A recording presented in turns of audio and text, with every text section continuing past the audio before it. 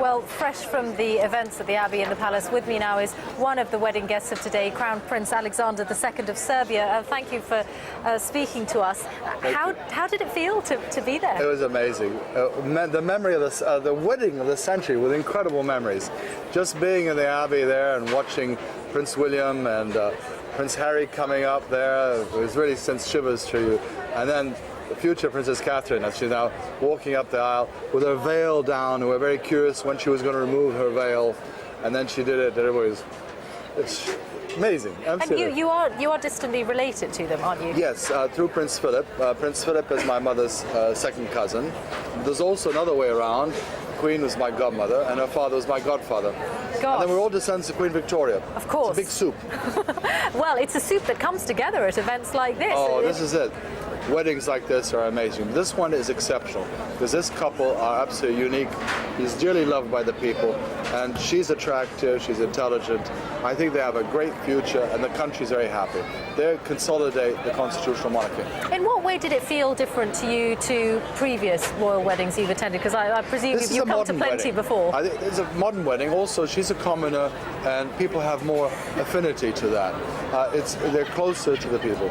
But what with the internet nowadays, there's far more communications, and people know more what's going on. So this is a modern wedding. So are you saying that it's actually a plus today to marry a commoner rather than someone blue-blooded? The Swedes did it, the Norwegians did it, the Danes did it. It's the in thing. It's better for the blood, I suppose. So then, what was your sense of how William and Kate appeared? I wondered if perhaps she was a little more relaxed than he was. I think they're both relaxed. I think they're both vaccinated. They're absolutely vaccinated. We just saw them in Buckingham Palace. They're so warm to everybody. And Prince William, when you shake his hand, he looks at you straight in the eye, and it's a firm handshake.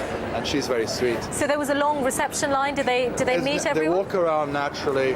There's nobody lined up in a queue. No, they walk around naturally, and people feel free to come up.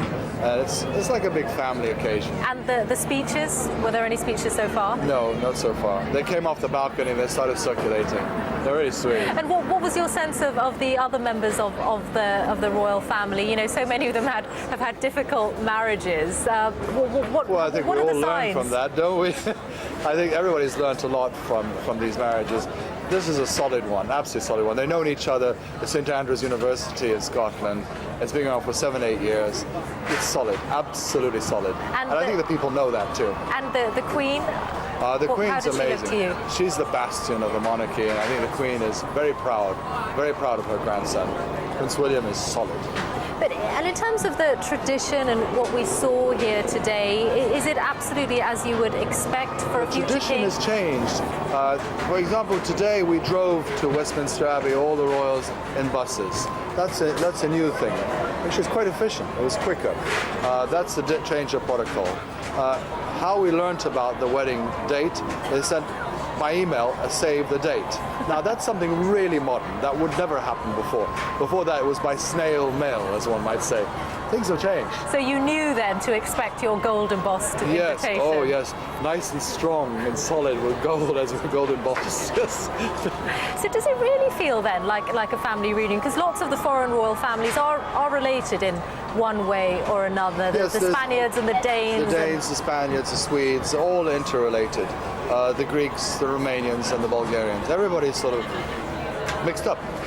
So how does an occasion like this feel then? Good. It feels like a unifying point. Everybody knows each other, so it's a relaxed moment. And the conversation is very free-flowing. There's no stiffness at all, which is absolutely marvelous. Do you think people were expecting the kind of reaction they had, or was it better than they'd hoped for? I think it was much better, because it's a young one. It's extremely young. It's something really quite unique. And I'm sorry for those who are unhappy, but they have the right to complain because this is a great democracy. Thank you so much for speaking to us straight after emerging from that reception at Buckingham Palace. Crown Prince Alexander of Serbia, who actually featured in one of the reports that we did on BBC World News a while ago, looking at other monarchies in the run-up to this wedding. Let's have another look at that dress. Here's David Silito.